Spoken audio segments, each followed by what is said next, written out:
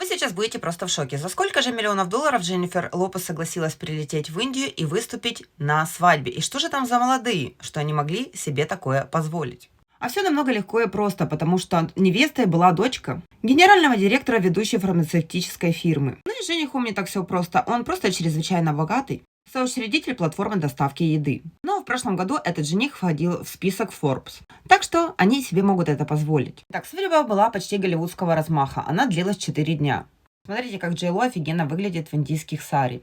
А еще с самого интересного на этой свадьбе присутствовал Дональд Трамп-младший, то есть сын Дональда Трампа. И он присутствовал вместе со своей нынешней девушкой. Блин, Дженнифер Лопес, мне кажется, идут просто любые наряды. Она великолепна. На третий же день этой свадьбы выступила сама Джей Ло. И, внимание, за свое выступление она заработала $2 миллиона. Я в шоке. Ну а после выступления она произнесла тост за счастье молодых.